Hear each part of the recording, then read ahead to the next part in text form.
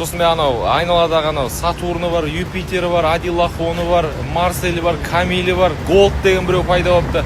Bo'yna galavasi var, o'shin biqish-shiqiylardan charchab ketdim. Ayni damda AQShda kasting va suratga olish ishlari bilan band bo'lishiga qaramay, Erko bilan Toktar ijtimoiy tarmoqlarda tarqalayotgan gap-so'zlardan chetda qola olmadi. Shuning uchun u o'zining Instagram sahifasida video murojaat bilan chiqdi. Odilxon, Saturn, Marsel, Kamil va Gold deganlari paydo bo'libdi. Bular mening darajamda emas, bular mening tengim emas degan gaplar bilan video murojaatni davom ettirdi. Erko bilan Toktar tajribali jangchi sanaladi. Bundan tashqari oktagon kamarini saqlab turgan jangchidir. Bundan tashqari u juda ham kuchli va tajribali jangchi sanaladi. Ko'plab sport tahlilchi va muxlislar uni o'zbekistonlik Amirxon Alixo'jayev bilan jang qilishini orzu qiladi. Biroq bu hozirda fantastik ssenariy bo'lib qolmoqda. Biroq Toktarga haqiqiy raqib bo'la oladigan yigit ham bor. U ham bo'lsa Shahzod, ya'ni Gol. Bu yigit Assalomu alaykum, paradishni mujiki, достойный mujiki.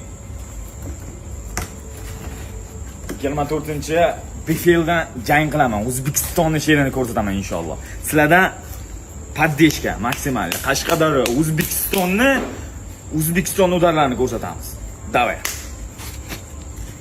Bu yigit hozirda oktagonda ilk debyut qilish arafasida. Uning zarbalari juda ham qattiq va tezkor. Toktarga jiddiy tahdid tug'diradigan yagona yigit bo'lishi ham mumkin. Toktar esa o'zining kibrli gaplari bilan ham juda mashhur.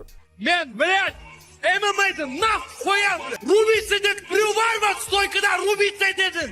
Ya'ni u shunday degan. Qo'l jangi bo'ladigan bo'lsa, hammadan men ustunman. Lekin bu safar Toktar o'ziga o'xshagan jangchini uchratgan bo'lishi ham mumkin. Gold. Bu yigit ko'cha jangida chiniqqan. Tailandda faoliyat olib boradi va u yerning chempioni sanaladi. Uning zarbalari juda ham kuchli, tayyorgarligi esa yuqori darajada. Hozirgi kunda oktagonda o'zini sinab ko'rmoqchi va hatto UFC'ga qadar orzu qiladi. Agarda jang bo'ladigan bo'lsa, qanday natija bo'lishi mumkin? Gold Toktarni birinchi raundda uxlata oladimi? Albatta, bunday uxlatib qo'yishga Gold tayyor. Endi esa savol tug'iladi. Toktar bu jangni qabul qiladimi? Fikringizni esa izohlarda yozib qoldiring. Kim yutadi deb o'ylaysiz?